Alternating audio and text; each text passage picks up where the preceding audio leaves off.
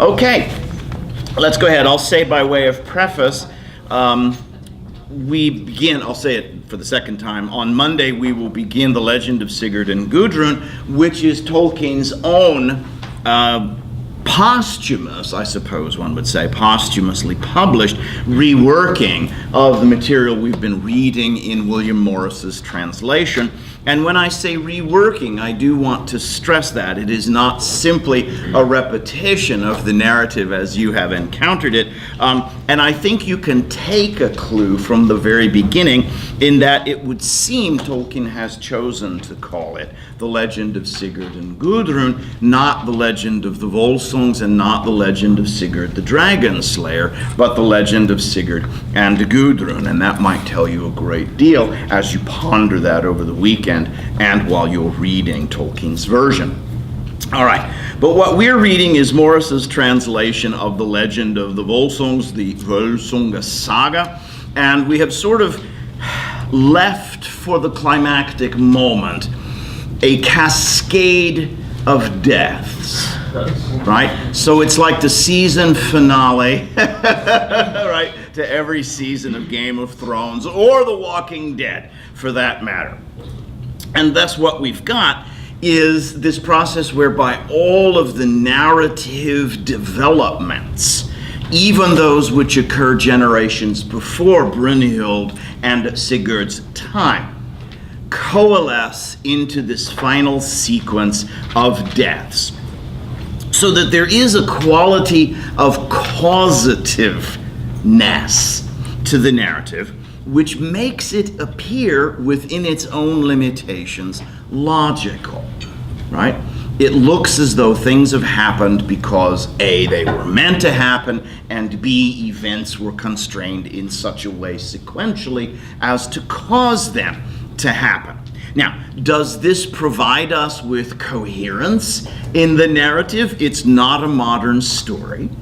And Morris, of course, faithful to his material, has not taken a great deal of trouble to make it appear any more coherent than it actually is. So last time you'll recall we discussed that Brynhild's wooing first by Sigurd and then also later by Gunnar appears in different contextual frameworks, so that they appear to have been stitched together from different narrative traditions, and the author has not fully succeeded in making them coherent. But there is also, to run parallel to that, a growing sense that this confusion, this strange process of being wooed in different ways by two different men, contributes, in fact, to our perception of Brynhild's own anger and grief. And that anger and grief then in turn, when they manifest, result, as it were, with tragic logic, in the conversion of Gudrun into Brynhild. All right, you still all with me so far? Okay. So that the purpose of the narrative, at least in part, is to give us a prose rendition of an otherwise rather confused and spotty and fragmentary poetic tradition. You will recall, of course, that in several chapters in the tale, both in the original and with additional material by the translators, there are passages entirely in verse. And some of these are simply cited by the characters, as it says in the story. One of the characters will quote, or the author himself will elaborate his material and render it more profound by alluding to and then quoting a portion of his poetic sources. Occasionally, and perhaps for good reason, but not necessarily always defensibly, Morris also will add materials from the poetic tradition that the author of the Volsungs Saga himself had not actually quoted. And he seems to do this in part for clarity's sake, but also, we may say, for poignancy's sake. And I'll just, in our discussion for today, I'll jump ahead just a little bit to page 156. This is something actually left over from last time. Because in the cascade of deaths that begins with Sigurd's murder, Brunhild is deeply enmeshed, Gudrun is dreadfully aggrieved, and one of the things that seems to be missing from the prose narrative is the full sense of Gudrun's own grief. So we have in Morris's translation, but not in the original Saga of the Volsungs, page 156, an entire poem from the poetic tradition inserted. And this is usually called Gudrun's Lament, or sometimes the Lay of Gudrun. And in it, she is depicted as the grieving widow, who is in company with other women, familiars of her own, an aunt, for example, who are all working to a single purpose. Gudrun is there with them. Sigurd's corpse is covered by a blanket or a cloth in the room. He's there with them, dead. And these women are sitting around, and Gudrun, though virtually prostrate with grief, is also unable to weep. So the women are urging her to weep because they know something about weeping over the dead. What do they know? Go ahead. What about weeping over the dead, Emily? Why would these other women urge her to weep? That's all right. That's perfectly all right. Can't remember honestly. No. Yeah? Why would these other women, go ahead please if you prefer, yes? No? Why would these other women urge her to weep? And perhaps we could ask just as significantly, Leah, how they urge her to weep. They're kind of like saying like the Queen of Hundland, yes, like tells her tale, yes, how like, you know, she lost her brothers, and like basically they're like, yes, like, I've been through this too. I've been through this, right? And I know what is required. What is required is that you weep, because weeping begins the grieving process, and the grieving process is necessary both culturally and psychologically. They cannot proceed from this moment of stasis unless she weeps and unless, therefore, she grieves. Furthermore, she's lost two. She's lost Sigurd, and when Sigurd was killed, their 3-year-old son Sigmund also was killed. Then you could say, although she doesn't grieve over this, she's lost 3 because her brother Guttorm, who did the slaying, also has been killed. So we can say max she's lost 3. Gjaflaug on page 157, her aunt, comes forward and basically says, I've seen 18 dead. Herborg, Queen of the Huns, gives us 8 on page 157 and another 6 on the following page, 14. So one has lost 18, one has lost 14, and then Herborg goes on to say, I was also taken prisoner. I was made basically a bondmaid. I was a queen of the Huns. I lost all of my relatives to various causes, and then I was made a bondmaid to you. So these women have this single thing in common. They have lost loved ones to fatality. And they know it is essential to grieve. So what happens is, in narrating their griefs, they contextualize Gudrun's grief. And they also help to provoke it. Gulrond on 159, who apparently is her sister, although she's not mentioned elsewhere, says to Herborg, O foster mother, wise as thou mayst be, not canst thou better the young wife's bale. And she bade uncover the dead king's corpse. So we can give her counsel based on our own losses. We can sympathize with her. We can empathize even with the position she's in. But Gulrond says there's one more step to take. The corpse is covered up. Uncover it. She swept the sheet away from Sigurd and turned his cheek towards his wife's knees. Look on thy loved one, lay lips to his lips, e'en as thou wert clinging to thy king alive yet. Once looked Gudrun, one look only, and saw her lord's locks lying all bloody, the great man's eyes glazed and deadly, and his heart's bulwark broken by sword edge.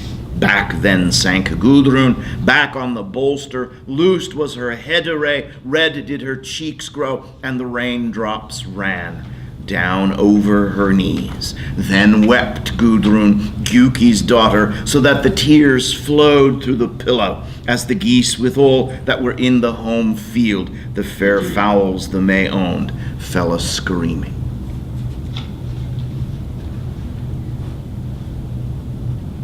Even the animals grieve Sigurd's death.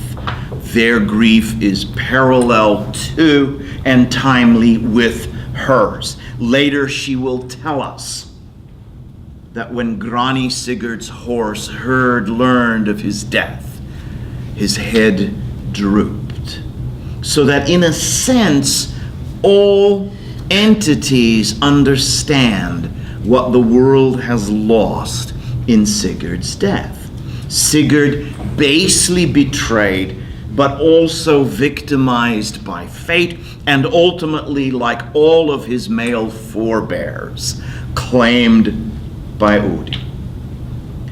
One of the interesting omissions in this version of the tale, the Saga of the Volsungs, is what happens to Helgi and Sigrun.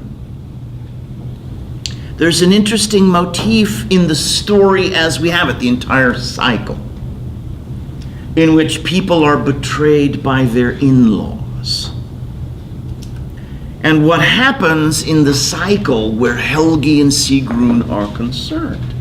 This, of course, is Sigurd's elder half-brother. Is that one brother of Sigrun is left alive from a slaughter perpetrated by Helgi at Sigrun's insistence. So Sigrun has the double grief in the tradition of having urged her lover to slaughter her intended husband, as well as the family members on his side and the family members on her side who urged the match. They're all dead now but her one brother. And her one brother, as you might guess, Leah, takes revenge. And he kills Helgi. So that the pattern which the author of the Saga of the Volsungs certainly would have known his audience was familiar with. Thus, he doesn't need to tell us the end of the tale of Helgi. Reiterates itself throughout the story. Look how many times in this family line a male is betrayed by in-laws. Yes, it is worthy of consideration. What is the problem? And surely we must address that by tracking it back to the fact that fathers marry off their daughters at their will for the sake of alliances. That is a significant portion of the problem. Thus, in the story of Brynhild, when she is laying the groundwork for Sigurd's murder, one of the things she emphasizes is the conflict between her own will in the matter and the behavior and desires of her father and her brother. You will recall we spoke last time about the apparent confusion in Sigurd's wooing of Brynhild, and that there are several different and seemingly conflicting accounts. And as I've suggested, this is partly the author's attempt to weave together diverse versions of the story, some from the north and some from further south in Germany itself. That episode, for example, where Sigurd's hawk flies up to the window, and when he climbs up to get it, he sees Brynhild, whom he's already met and plighted troth with, right? And they act as if it had not happened, right? That is borrowed from the southern tradition, right? And it's more of a romance tradition, a courtly tradition. But even bearing that in mind, we are obliged to consider the extent to which the complications of Brynhild's wooing also emerge from the complications of her will as a woman versus the wills of the men who have control over and disposal of her. Now, it's true that her fury, beginning in chapter 19, where it's called her great grief and mourning, or she takes to her bed and she won't talk to anybody. And Gunnar goes to her, she won't tell him anything. He sends Hogni in, she won't tell Hogni anything. And then Sigurd goes in, and they have this long conversation. After which Sigurd goes out, they ask him, is she talking? He says, oh, yeah, she's talking. It's a marvelous moment of irony in the text. In that process, she is in fact, as he and Gunnar both intuit, she is thinking harm to all of them. How can she most harm those who, after all, have conspired to betray her? Sarah, we asked last time, and it's appropriate to reiterate this question. What if they had just left Sigurd and Brynhild alone in their happiness? Well, we wouldn't have this particular set of tragic consequences, right? And we would have a different kind of story. It would be a fairy tale in which Sigurd and Brynhild live happily ever after in their flaming mountaintop, right? And it's like this fantasy of the ultimate perfect match. But unfortunately, she's a Valkyrie and he's a warrior. And however romantic their linking may be, however perfect it may seem, Helgi has already made it plain to us that men cannot resist Valkyries. Valkyries participate selectively in battles and choose the winners. And therefore, when men are attracted to Valkyries, they're attracted to battle and death. So it's very clear when she takes to her bed that she's plotting the destruction, not just of Sigurd, but of all those who have participated. And by the way, in the narrative, does that kind of work out? Oh, yeah, Joe? Why are you laughing? Because it works out not.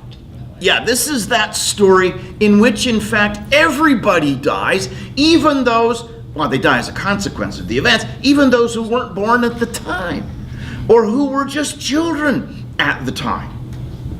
So that Brynhild's rage is the rage of the self-willed, independent Valkyrie woman who has been thwarted and cheated and lied to and betrayed.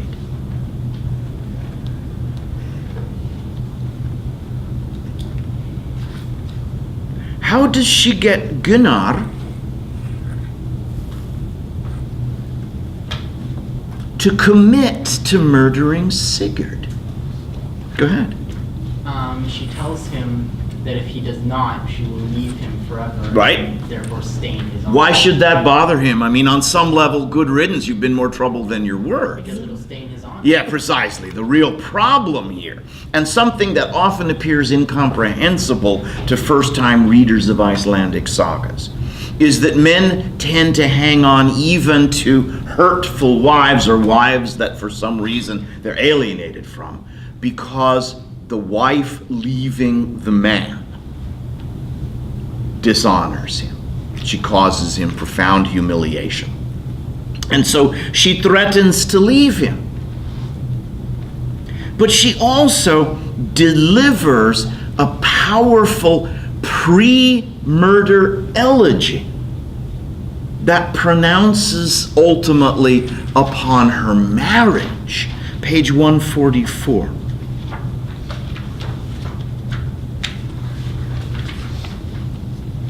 At a certain point, Hogni decides that maybe to keep her from doing terrible things, they should just tie her up. Right? It's if you like, the sort of 13th century equivalent of the 19th century committing women to madhouses. Right? They disobey their husbands, they get locked away in the loony bin. That was a sad fact. Perfectly within the husband's rights, it would seem.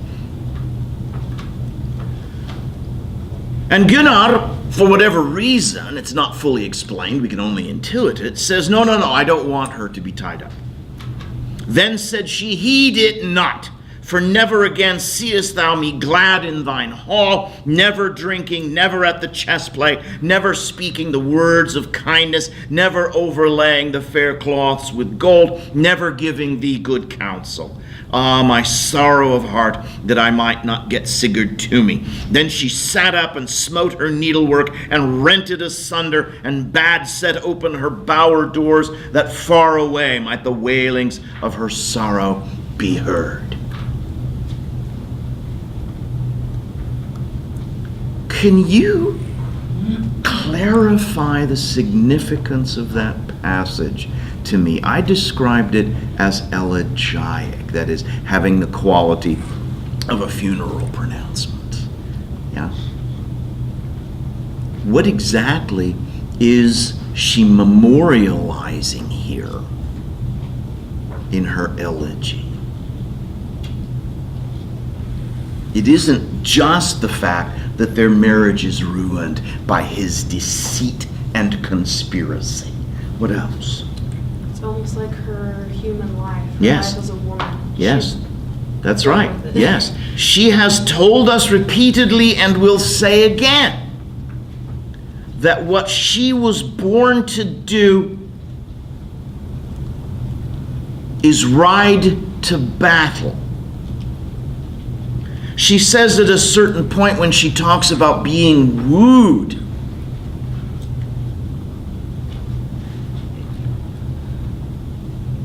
when Gunnar comes through, Sigurd in Gunnar's guise comes through, and there she sits in her hall with her sword on her lap, and she's described as being a swan on the waves, so stately and majestic is she in that pose.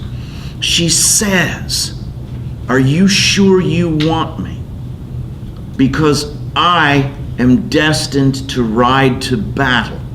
I have fought with kings, and my arms were red to the elbows with blood. And this I still desire.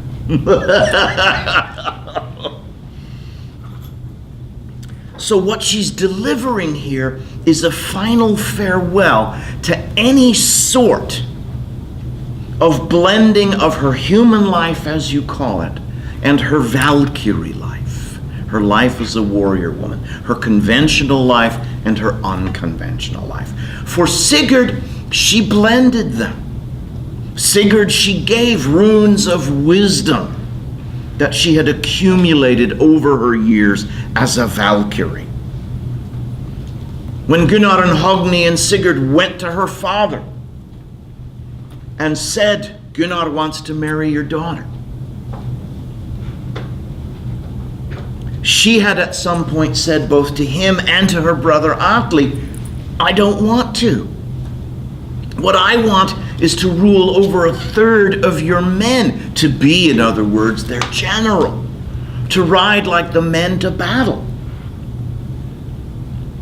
And both her father and Atli, in slightly different ways, her father and her brother in slightly different ways, said, marry this guy or you get nothing. Her foster father said to her, well, basically the die is cast. You've got to live according to what numbers show up. So all of them constrain her into a conventional life. And by his own witlessness, he having been drugged by Grimhild, Sigurd too tells her to take what has come. You have a good man for a husband. Well, that's debatable within the moral framework of the story and Brunhild's life. But he too begins to be a spokesperson for conventionality. You're married to him, not to me. This is the way it worked out. I was deceived. I'm sorry. And so resolute is she that even he begins to crack a little. And he says, well, maybe I can get into bed with you now and make you happy. And she says, never. And he says, well, maybe I can put aside Gudrun and have you for my wife. To which she says, I will never betray Gunnar. In other words, I won't become you. I won't do the things you have done. In all of this, she tells really only one lie. Do you remember what it is? It's the thing that finally persuades Gunnar to kill Sigurd. What is it? Sigurd had done something that she thought was perplexing in his form as Gunnar. When he went into her and wooed her, he said, let's get into bed together, but he puts his sword between them as a symbol of chastity. And 3 nights they share the same bed, but do not have sex. The sword is between them. And she says, why are you doing that? And he makes up something on the spot, which turns out ironically to be broadly true.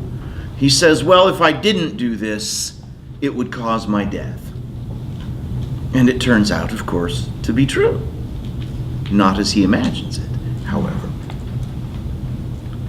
So the one lie she tells, and the one thing that finally persuades Gunnar to kill Sigurd, is, Charlie,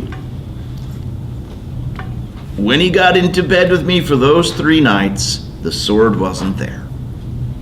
So that in fact, the man you sent in disguised as yourself had sex with me 3 nights in a row before you ever touched me. Now, in 2016, who cares? Right? That's all in the past. Yeah? Who cares? Right? You had a life before you met me, that's cool, it's all right.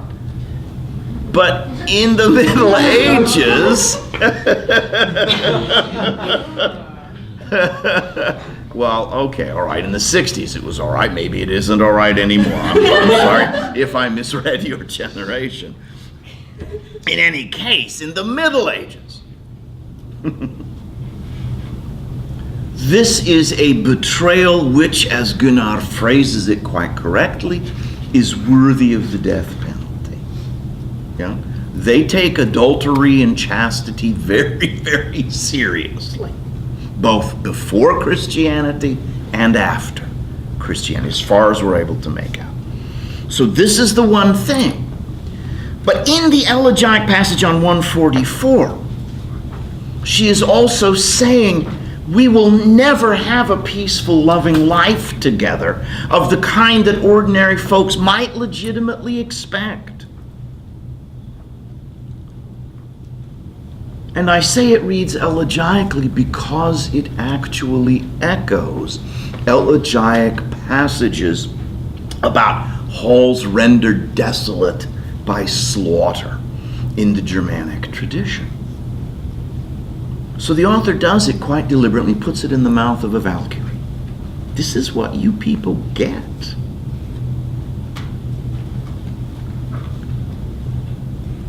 Of course, they try to cajole Brynhild in all the wrong ways. Hey, listen, why don't we do some needlework, Brynhild? That's going to work, Sam, right? Of course not. It's way too late for that, and it was never a good idea anyway. As you mentioned, she threatens Gunnar to leave. She tells him that Sigurd was unfaithful to Gunnar. Ironically, of course, by being faithful to her. And Hogni gets dragged along in this, recognizing that they are now in the clutches of fate. 152, for example.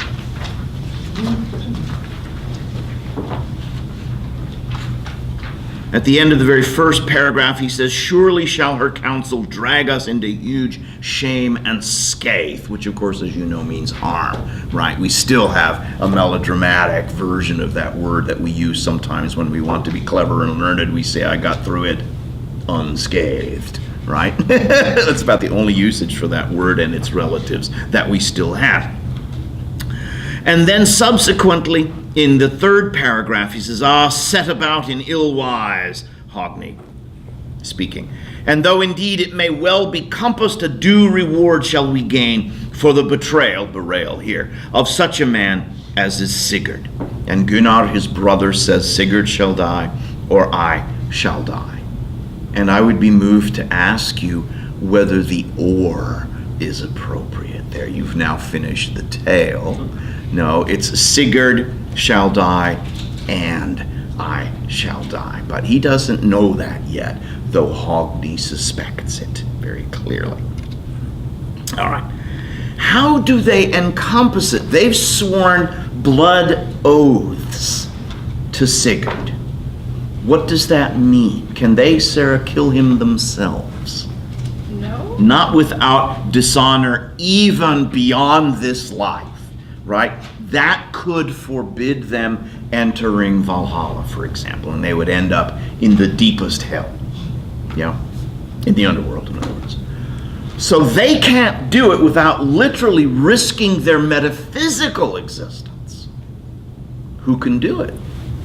Gudrun. Gudrun. Who's he?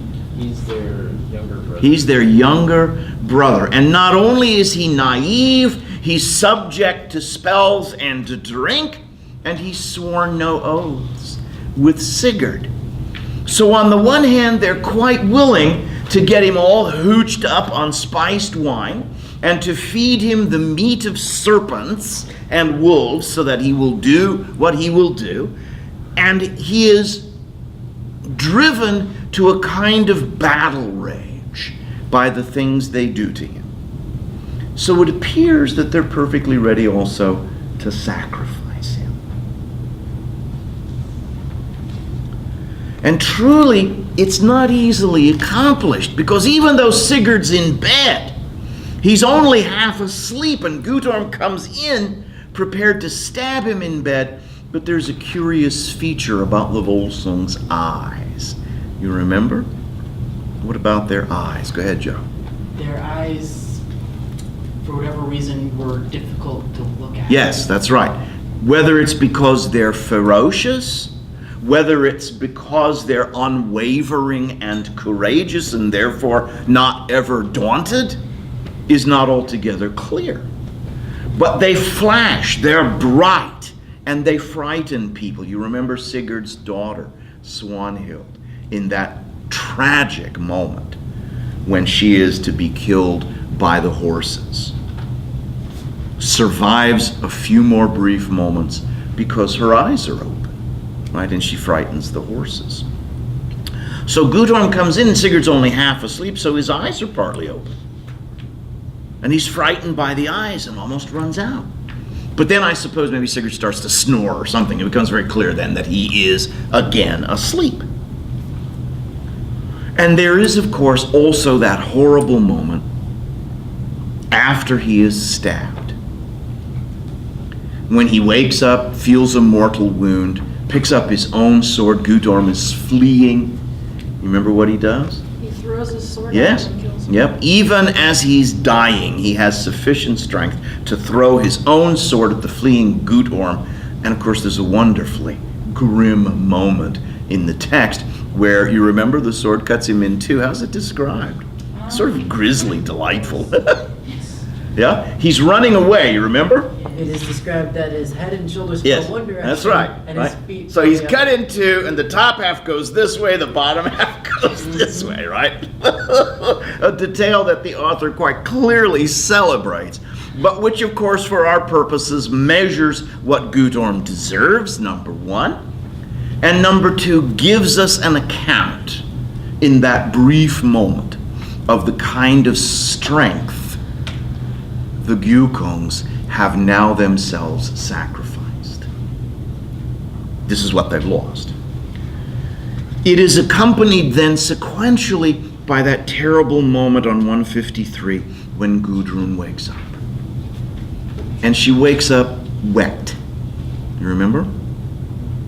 Why? Why she's covered in blood. She's drenched in his blood. What is this, right? So you have to imagine waking up with this wetness on you, and you can't figure out where it comes from, and then you realize it's blood, and then you realize where it comes from your own beloved husband, murdered half awake in his bed. And Sigurd, it has to be said to his credit, not only has cut Gudrun in half, but on 154 he says, about 10 lines from the top, "Lo, now is that come to pass, which was foretold me long ago, but from mine eyes has it been hidden, for none may fight against his fate and prevail."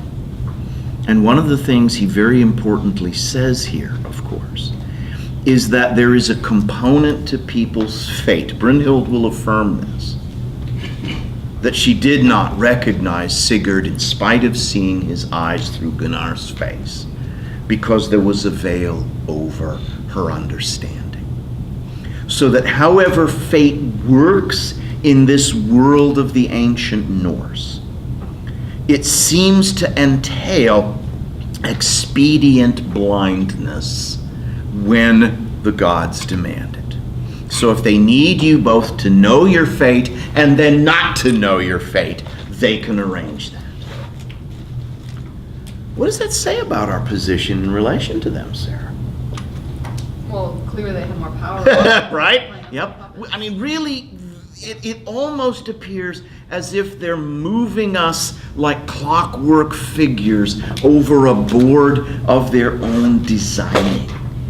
And that suggests then that fatedness, though of course we learn that the gods themselves are fated, that fatedness nevertheless is a kind of determinative power which the gods can exploit and which reduces the legitimacy of our own willing. Brynhild wills herself either to have the best husband who ever was, or to have no husband at all and be forever a warrior woman. And she gets both in small measure briefly. And that is her particular tragedy. She had a taste of it, and it was taken away.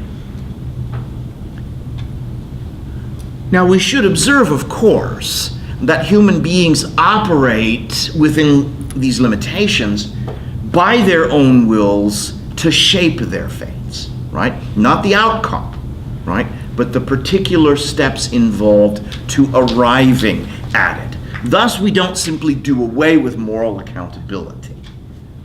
These people are punished for what they do, and they are accountable for what they do. Notice, too, that Brynhild realizes what she's done. On page 154. Sigurd has said, I couldn't avoid my fate, but there was a veil over my eyes. She has said, or will say, the same thing.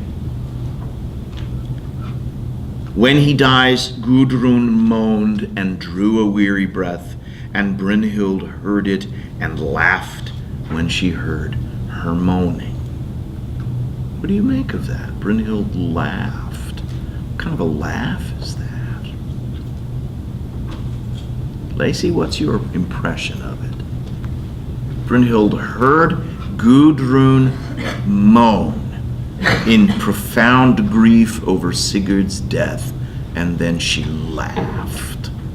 Brynhild laughed. What's your impression of the author's depiction here? What's he telling us about her? I thought she loved Sigurd. She's just so pleased with her victory. First of all, she's accomplished her ends, yes? So, on some level, it's a victory laugh, right? She's killed Sigurd and she's made Gudrun miserable. What else? Is it kind of like a laugh like, you fool, you just killed your strongest? It is a laugh of a certain kind of glee, right? A certain kind of glee that is also hilarious in the old sense of that term, right? There's something mad about it. Go ahead. It's I think I've heard it called a fey laugh. Yes. When Brynhild now has nothing. Yeah, that's right. So it's hilarious because everything is dead and gone. Yes. The fact is, her plans are being fulfilled, and the fulfillment of her plans lead to her own death, to the deaths of all the Gyukos, and to Gudrun's death, and the death of Gudrun's future children. Go ahead. I was gonna say, it's almost like she's seen that her plans are fulfilled and her life is over. Yeah. And so when we talk about a fey laugh, right, what we're talking about is the hilarious laughter of a person who has grown giddy contemplating their own death, right? Because now it's coming. What can she do but laugh?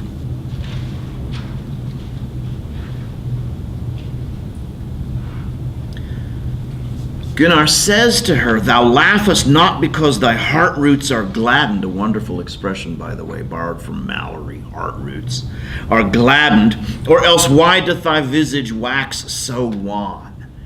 If you think this is funny or delightful, why are you so pale? This is 154 at the bottom. Such an evil creature thou art, most like thou art nigh to thy death. Lo, now how meet would it be for thee to behold thy brother Atli slain before thine eyes, and that thou shouldst stand over him dead, whereas we must needs now stand over our brother-in-law in such a case, our brother-in-law and our brother's bane. So he says it would be useful for you, right and just for you, to stand over your own brother's death, as we have now had to do. And her answer is extraordinary.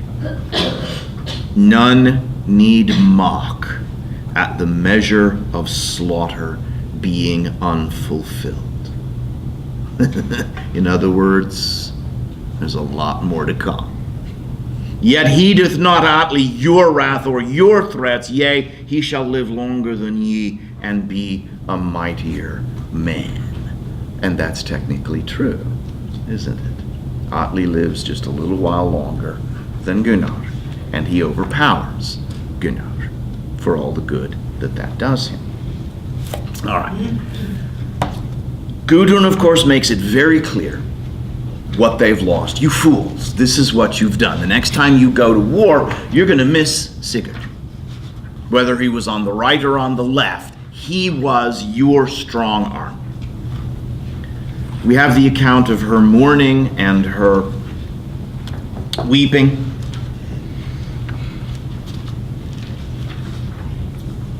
And then the account of Brynhild's death. Clearly, nothing left to live for. It's all been taken from her.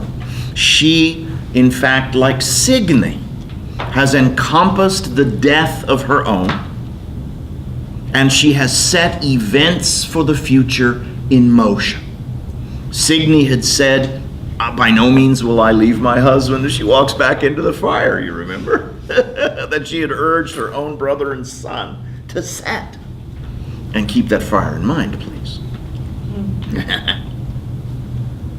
Because there's a lot of fire here in this tale, a great deal of burning.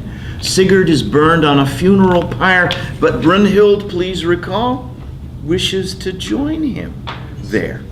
So she thrusts a sword up under her own arm, which would basically do terrible harm. It's one of several well-known death blows from the fighting stances of these people. Another one is down through here. So basically she kills herself. And she asked to be placed on the funeral pyre with him, with his dead son, with Gudrun, and a bunch of treasure, and of course, 13 servants. Yes, right? Did you count? 5 and 8. 13 servants. So a lot of human flesh goes up in smoke at this point, even as it had done at the end of Signy's career, and as it will do, guess when? At the, well, near the end, we should say, of Gudrun's career. Joe, how so? We'll jump ahead a bit, but you'll recall.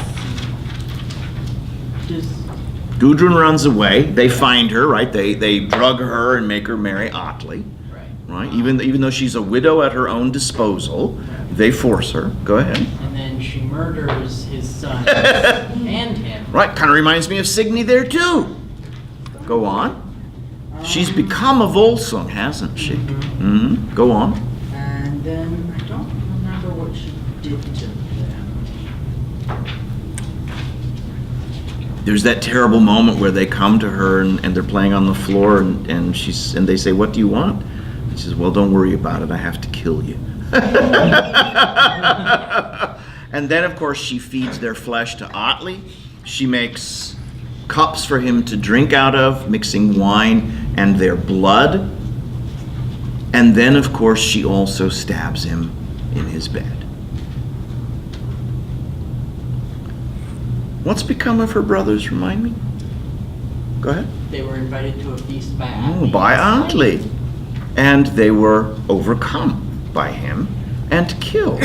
Though they left a trail of corpses all throughout his hall and killed no fewer, depends on which count you take, 20 of his best warriors.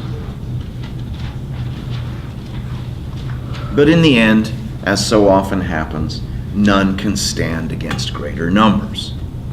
So what takes these people down repeatedly is their own actions working out in consequence, and they're being subjected to superior numbers and or superior force. So her wedding to Atli, very, very loosely based on history, right? Because it's told of Atli that he was seemingly killed by his bride Ildiko on his wedding night. Other accounts say that he just got so drunk he had a hemorrhage and drowned in his own blood, right? But that plays very little role here, except that he is killed by his bride. Gudrun again. A trail of corpses. And she sets fire to his hall. So Signy, the funeral pyre, the burning of Atli's hall, these conflagrations accumulate in our understanding. What do they betoken to you? This kind of all-encompassing fire. What does that look like to you, Joe? I almost want to say it seems like some kind of purification. Yes, right? There is that component to it. It burns everything and leaves us with, if you like, a sort of clear field. Yeah? What else? It's very apocalyptic. It is. It's especially with the Norse understanding. Yes, yes. That is to say, this is a kind of Ragnarok, a kind of final day of the gods in which that particular universe where we find ourselves in this story is wiped out by fire. It also, of course, for Christian audiences, because by the time this gets written down in this form, the Icelanders who wrote it down have been Christian for 200 years, right? So there is, of course, also the Christian apocalypse, Armageddon, and so on. So this is a world ending, anticipated in smaller events, such that we understand all human lives ultimately end in conflagration, in a wiping out. All right, we're out of time at this point. There are just a few more words to say, but come on Monday prepared to discuss the first part of Tolkien's version of this, but bring this with you if you don't mind.